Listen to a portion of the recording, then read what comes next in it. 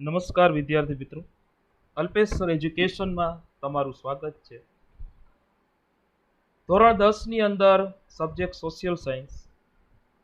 આજે આપણે વાત કરશી તેની અંદર પાઠ 8 કુદરતી સંસાધનો. કુદરતી સંસાધનો જે કુદરત દ્વારા આપણને મળેલા છે, બરોબર, માનવી દ્વારા બનાવેલા નથી.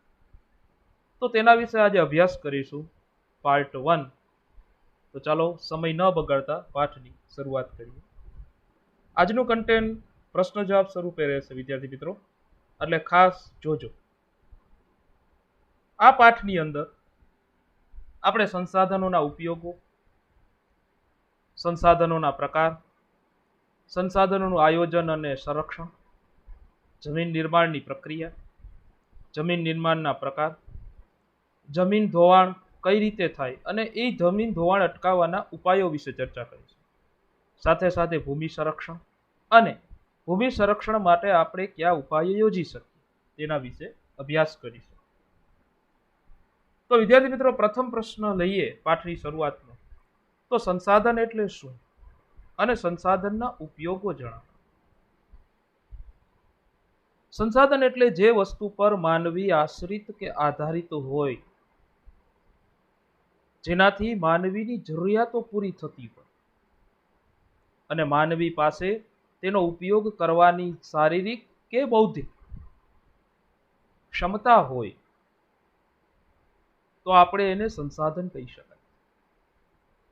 કુદરતમાંથી મળતા તો અનગિનત તત્વો છે, હજારો તત્વો છે, પણ તેમાંથી માનવીએ જેનો ઉપયોગ કર્યો અથવા માનવી જે તત્વથી પરિચિત થયો, તે આપણા માટે સંસાધન કહેવાય છે. અર્થાત આપણે કોઈ પણ વસ્તુ માનવીની જરૂરિયાતો પૂરી કરવા જો ઉપયોગમાં લેવાય, ત્યારે જ વિદ્યાર્થી મિત્રો તેને સંસાધન કહેવાય છે, એટલે કે તે સંસાધન બની જાય છે.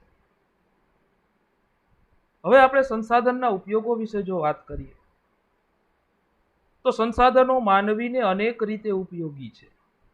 માનવ જીવનના દરેક તબક્કે સંસાધનો એક યા બીજી રીતે ઉપયોગી બને છે. ખેત પ્રવૃત્તિથી જો વાત કરીએ, એને ત્યારથી શરૂ કરી ઔદ્યોગિક પ્રવૃત્તિઓ સુધી પ્રત્યક્ષ કે પરોક્ષ રીતે આપણે કુદરતી સંસાધનો પર જ આધારિત છીએ.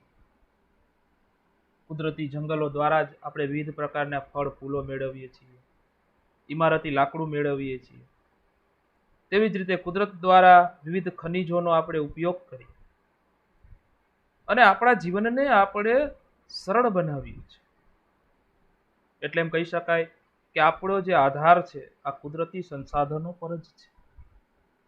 સંસાધનના જે ઉપયોગની વાત કરીએ, તો પ્રથમ છે કે સંસાધન આપણને ખોરાક તરીકે પણ ઉપયોગી છે.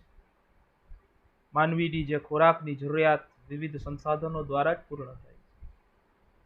વિદ્યાર્થી મિત્રો, જેવી કે વનસ્પતિજન્ય કોઈ ફળ હોય, કૃષિલક્ષી વિવિધ ખાદ્ય પાકો હોય, પછી તે તેલીબિયા પાકો હોય, ધાન્ય પાકો હોય, કઠોળ હોય, પછી પાલતુ પ્રાણીઓના દૂધ અને દૂધની કંઈ પણ બનાવટ હોય, સાથે સાથે માંસ હોય અને જળાશયોમાંથી મળતા માછલા અને અન્ય જે જળચર પ્રાણીઓ છે જે પાણીની અંદર નિવાસ કરે છે, તે તમામ પ્રાણીઓનો અહીં સમાવેશ થાય છે.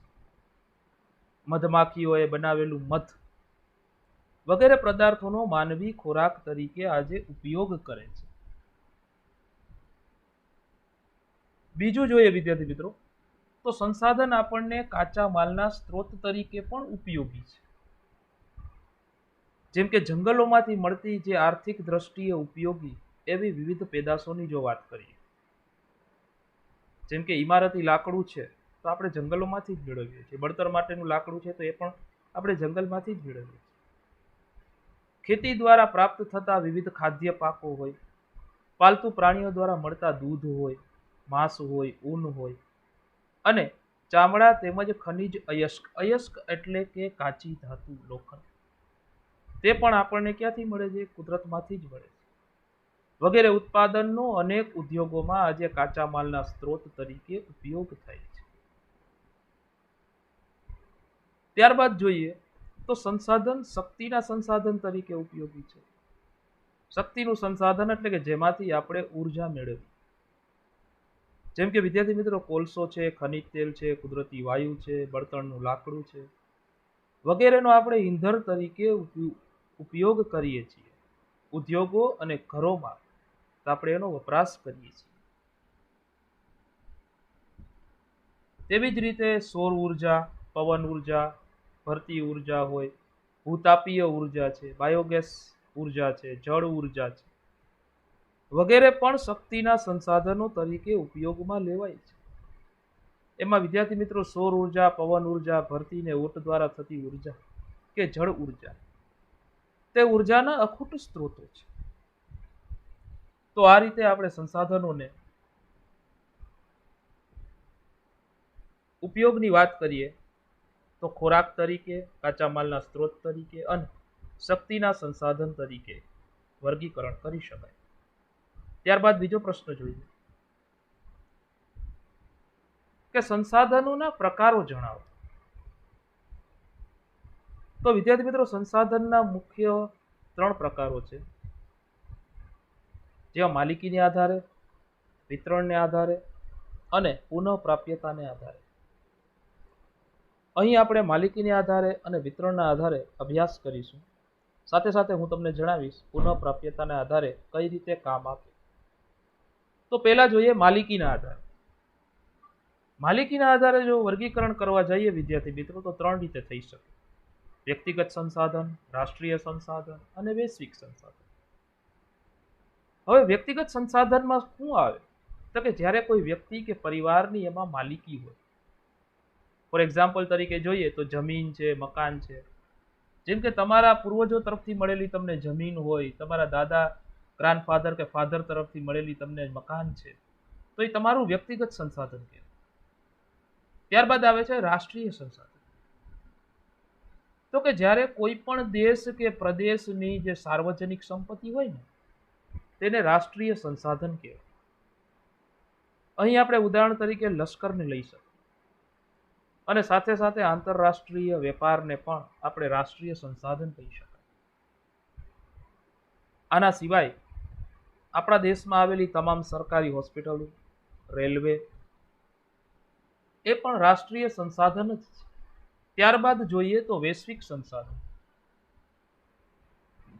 સમગ્ર વિશ્વની ભૌતિક અને અભૌતિક એવી તમામ જે કઈ સંપત્તિ છે કે જેનો ઉપયોગ આજે માનવીના કલ્યાણમાં થાય છે ત્યારે તે વૈશ્વિક સંસાધન બની જાય છે.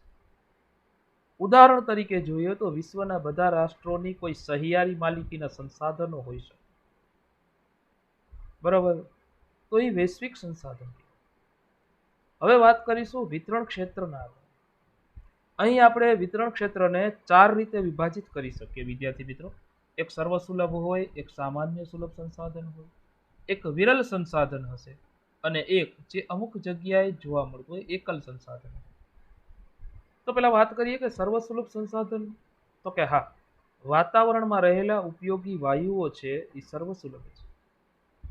જો ઉદાહરણ તરીકે જોઈએ તો ઓક્સિજન, નાઇટ્રોજન, કાર્બન ડાયોક્સાઇડ, તો આ બધા વાયુઓનો સમાવેશ થઈ જાય કે તમને દરેક જગ્યાએ મળશે.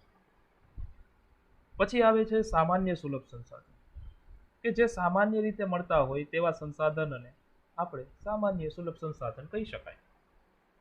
જમીન છે, આપણે ખબર જ છે કે પૃથ્વી સપાટીનો 29% હિસ્સો જમીનનો છે, બાકી 71% જળ અને જે ગોચરની જમીનની વાત થઈ.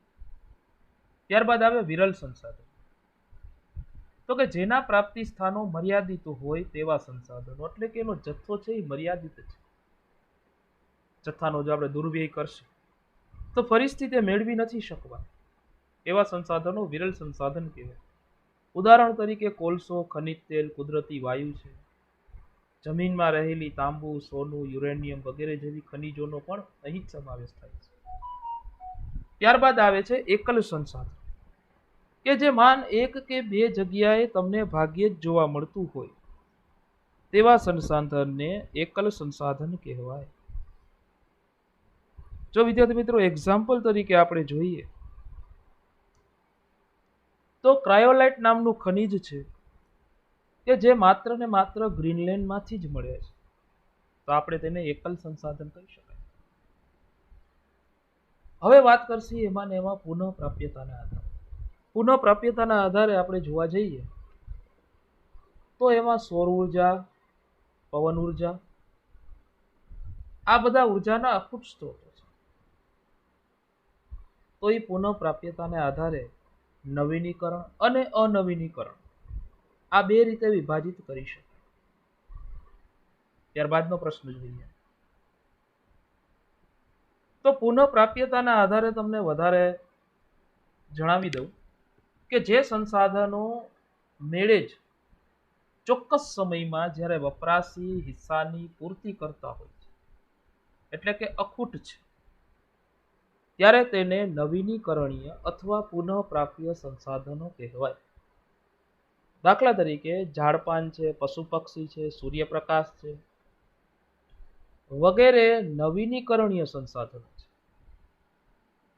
પુનઃપ્રાપ્યતાના આધારે નવીનીકરણીય સંસાધનો અખૂટ હોય છે, જ્યારે અનવીનીકરણીય સંસાધનો કે જેનો જથ્થો એકવાર ખૂટી જશે એટલે ફરીથી મેળવી શકાતું નથી. એટલે કે વિદ્યાર્થી મિત્રો, જે કુદરતી સંસાધનો એકવાર વપરાયા પછી પુનઃ ઉપયોગમાં લઈ શકાતા નથી, અર્થાત તેને ફરીથી માનવી બનાવી પણ નથી શકતો કે નજીકના ભવિષ્યમાં તેનું પુનઃનિર્માણ ક્યારેય કરી શકાતું જ નથી, તેવા તમામ પ્રકારના સંસાધનોને અનવીનીકરણીય સંસાધનો કહેવાય, એટલે કે પુનઃ અપ્રાપ્ય સંસાધનો. જેમ કે કોલસો છે, ખનિજ તેલ છે, વાયુઓ છે. ચાલો ત્યાર પછીનો પ્રશ્ન જોઈએ તો સંસાધનોનું સંરક્ષણ એટલે શું અને સંસાધનોનું આયોજન શા માટે આજે અનિવાર્ય બન્યું છે? તો વિદ્યાર્થી મિત્રો, કુદરતી જે સંસાધનો છે, સંસાધનો તેના યોગ્ય વ્યવસ્થાપનને શું કહેશું આપણે? સંરક્ષણ કહેશું. એટલે કે જ્યાં જરૂર હોય ત્યાં જ ઉપયોગ કરવો, બિનજરૂરી ઉત્પાદન પણ ન વધારવું અને ખોટો દુર્વ્યય પણ ન કરવો, એને સંરક્ષણ કહેવાય. માનવીની આપણી જરૂરિયાતો તો અમર્યાદિત છે, તમે હોય કે હું, પણ જ્યારે કુદરતી સંસાધનો શું છે તો કે મર્યાદિત છે, એનો જથ્થો ફિક્સ છે, એમાં વધારો નથી કરી શકવાનો. છેલ્લા 100 વર્ષમાં જો આપણે જોઈએ તો માનવીય વિજ્ઞાન ને ટેકનોલોજીના ક્ષેત્રે આજે હરણફાળ વિકાસ કર્યો. હરણફાળ શબ્દ એટલે વાપરવામાં આવ્યો છે કે જેમ હરણ પોતાના પ્રાણ બચાવવા જે સ્પીડે દોડતું હોય, એવી જ રીતે એટલી જ સ્પીડે આજે ટેકનોલોજીને કારણે ઉદ્યોગોનો વિકાસ થયો છે. પરંતુ અસાધારણ વસ્તી વિસ્ફોટને કારણે સંસાધનનો વપરાશ ખૂબ જ વધી ગયો છે.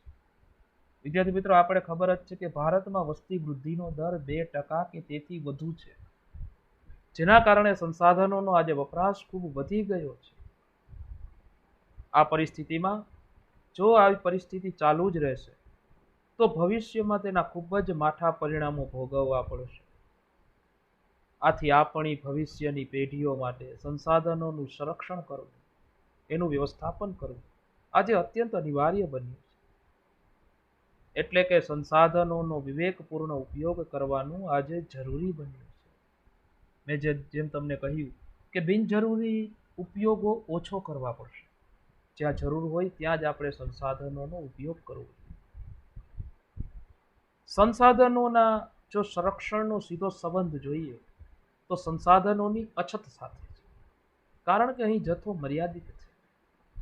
સંસાધનોની અછત સર્જાઈ હોવાથી જ આજે સંસાધનોનું સંરક્ષણ કરવું શું બની ગયું છે તો કે અનિવાર્ય બની ગયું છે, ફરજિયાત કહી શકાય વિદ્યાર્થી મિત્રો કે આપણે એનું સંરક્ષણ કરવા જરૂરી છે.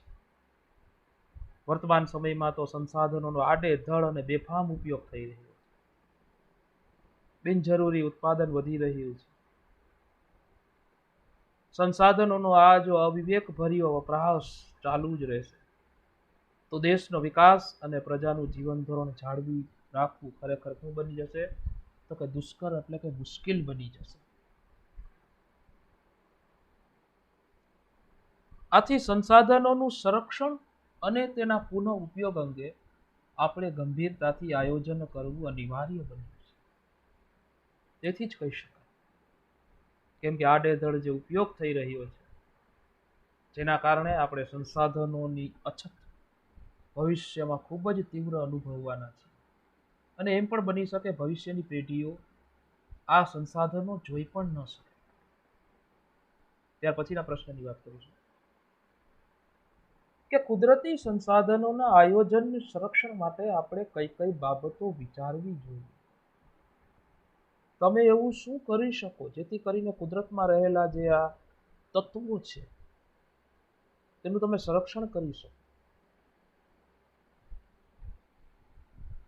વિદ્યાર્થી મિત્રો, કોઈ એક દેશમાં કે પ્રદેશમાં આપણે ઉપયોગમાં લેવાયેલા કે વપરાયા વિનાના જે સંભવિત સંસાધનોની પ્રાપ્તિ માટે તેમજ એ સંસાધનોના ગુણધર્મો વિશે જાણકારી મેળવવી, પહેલા તો તમારે તે કરવું પડશે. ત્યારબાદ જે સંસાધનો મર્યાદિત પ્રમાણમાં છે અથવા જે અનવીનીકરણીય સંસાધનો છે તેનો તમારે વૈજ્ઞાનિક ઢબે વિચાર વિમર્શ કરવો પડશે અને અનિવાર્ય હોય ત્યાં જ તે સંસાધનો વાપરવા પડશે.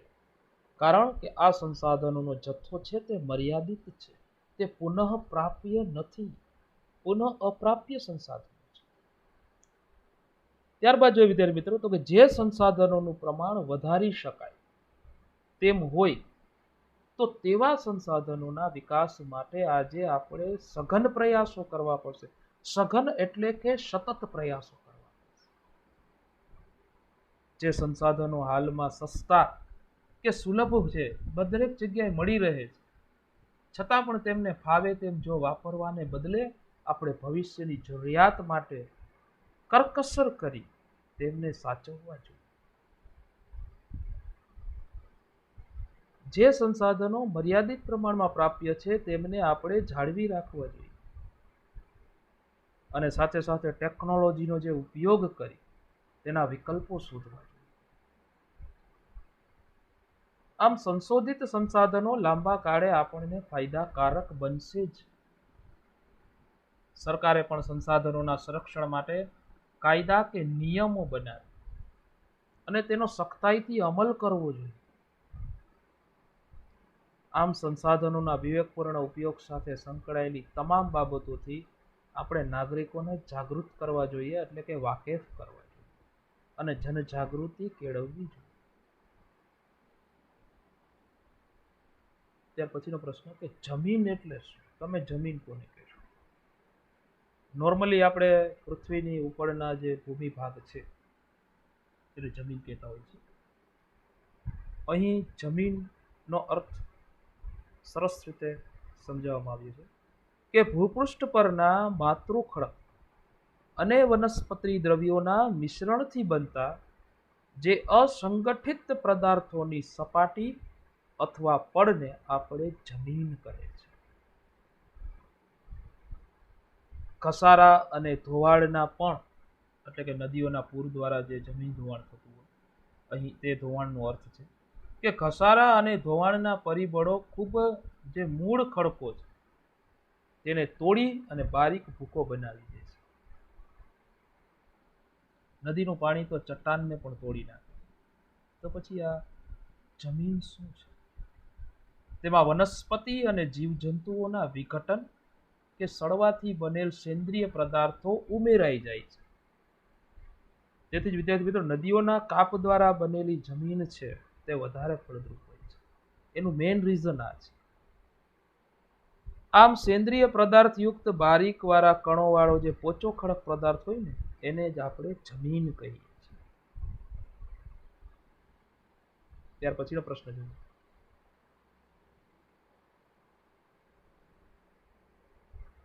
જમીન નિર્માણની જે પ્રક્રિયા છે તે વર્ણવો.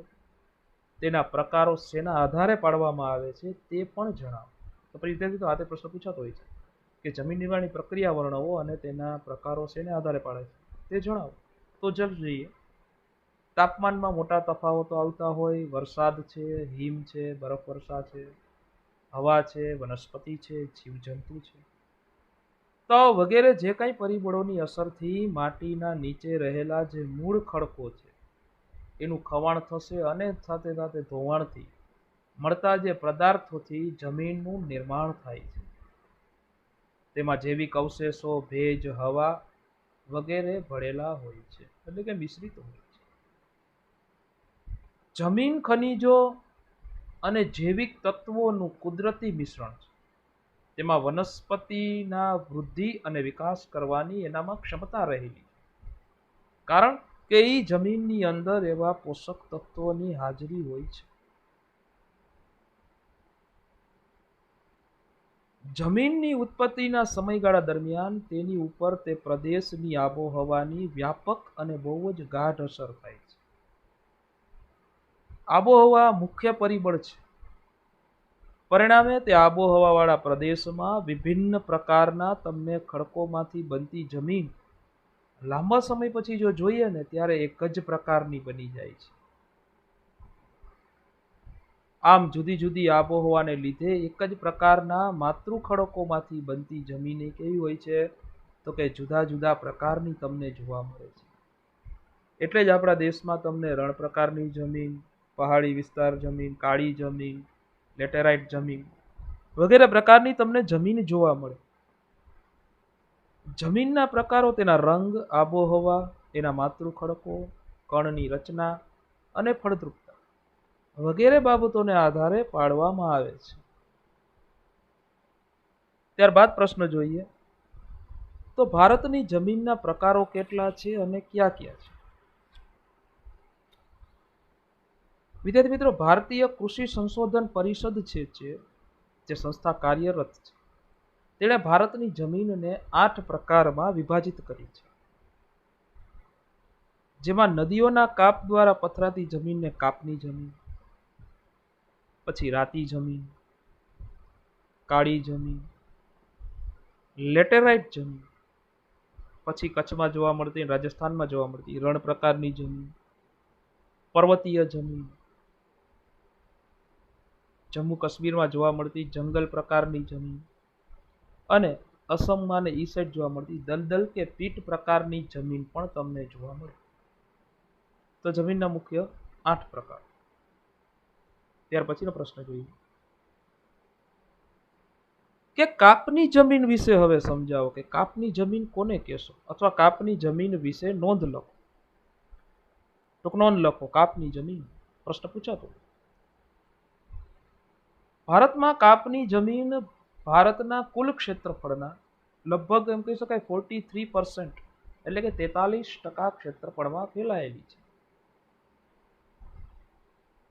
ભારતમાં કાપની જમીન પૂર્વે જોઈએ તો બ્રહ્મપુત્ર નદીના ખીણ પ્રદેશથી શરૂ કરી પૂર્વ દિશાએ અને પશ્ચિમે છેક સતલુજ નદી સુધીના, તથા ઉત્તર ભારતના મેદાનમાં અને દક્ષિણ ભારતમાં નર્મદા, તાપી, મહાનદી, ગોદાવરી, કૃષ્ણા અને કાવેરીના જે ખીણ પ્રદેશમાં, તેમજ મહાનદી, ગોદાવરી, કૃષ્ણા અને કાવેરીના મુખ ત્રિકોણ પ્રદેશમાં તમને આ પ્રકારની જમીન જોવા મળે કે જે નદીઓના ધસમસતા પ્રવાહને કારણે, નદીનો પ્રવાહ જ્યારે પહાડો પરથી વહેતો હોય કે ઢોળાવ પરથી આવતો હોય ત્યારે પોતાની સાથે ઘણા બધા જૈવિક અજૈવિક તત્વો પણ સાથે લઈ આવતો હોય છે. માટીના કણો છે, રેતી છે, સેન્દ્રિય તત્વો છે, જેના કારણે તે સમતલ જમીન પર જ્યારે પથરાય છે અને ત્યાં જે જમીનનું નિર્માણ થાય છે તેને વિદ્યાર્થી મિત્રો કાપની જમીન કહે છે. હવે કાપની જમીન તમને ખબર કેમ પડે, લક્ષણો શું છે? તો ચાલો જોઈએ. એક તો આ જમીન નદીઓએ પથરાયેલા કાપની બનેલી હોય છે. બીજું, આ જમીનમાં તમને પોટાશ, ફોસ્ફરિક એસિડ અને ચૂનાનું પ્રમાણ વધુ હોય છે, એટલે કે જમીનની ફળદ્રુપતા વધારતા તત્વો વધારે હોય છે. જ્યારે નાઇટ્રોજન અને હ્યુમસનું પ્રમાણ પણ તેમાં ઓછું હોય છે. તમે કઠોળનું ઉત્પાદન લઈ અને તે જમીનમાં નાઇટ્રોજનની જે ઉણપ છે તે દૂર કરી શકો. આ જમીનમાં જુદા જુદા કઠોળના પાક લેવામાં આવે તો જમીનમાં નાઇટ્રોજનનું પ્રમાણ આવ્યું ને એ વધારી શકાય છે. કાપની જમીનમાં તમે ઘઉં, ડાંગર, શેરડી, શણ, કપાસ અને તેલીબિયા પાકો એટલે કે મગફળી ને તલ ને તે બધું વગેરે પાક લઈ શકાય છે. ત્યારબાદ પ્રશ્ન જોઈએ કે ભારતની રાતી અથવા લાલ જમીન વિશે માહિતી આપો. તો ચાલો વિદ્યાર્થી મિત્રો જોઈએ. ભારતમાં રાતી અથવા લાલ જમીન ભારતના કુલ ક્ષેત્રફળના લગભગ એમ કહી શકાય કે 19% ક્ષેત્રફળમાં આવેલી છે. ભારતમાં રાતી અથવા લાલ જમીન દક્ષિણના દ્વીપકલ્પીય પ્રદેશમાં, દક્ષિણમાં દ્વીપકલ્પીય પ્રદેશ એટલે વિદ્યાર્થી મિત્રો જે પૂર્વ, પશ્ચિમ અને દક્ષિણ દિશામાં સમુદ્ર આવેલો છે, એટલે કે જ્યાં 3 બાજુ સમુદ્ર હોય અને એક બાજુ જમીન ભાગ હોય તો તેવા વિસ્તારને દ્વીપકલ્પીય પ્રદેશ કહેવાય. એટલે કે ભારતનો દક્ષિણ વિભાગ જે વી આકારનો જોવા મળે એ દ્વીપકલ્પીય પ્રદેશ કહેવાય છે. તેમાં તમિલનાડુથી ઉત્તરે લઈ અને બુંદેલખંડ સુધી અને પૂર્વમાં રાજમહલની ટેકરીઓ સુધી અને પશ્ચિમ જોવા જઈએ તો કચ્છ સુધી વિસ્તરાયેલી છે. આ જમીનમાં તમે રાજસ્થાનમાં ઉદયપુર, ચિત્તોડગઢ, ડુંગરપુર, પછી બાંસવાડા અને ભીલવાડા વગેરે જેવા જિલ્લાઓમાં પણ જોવા મળે છે.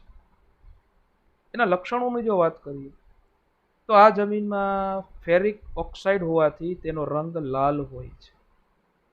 ફેરિક ઓક્સાઇડની હાજરીને કારણે આ જમીનનો રંગ છે, તમને જે માટી છે તે લાલ દેખાશે, લાલાશ પડતી મરૂન કલર જેવી બતાશે.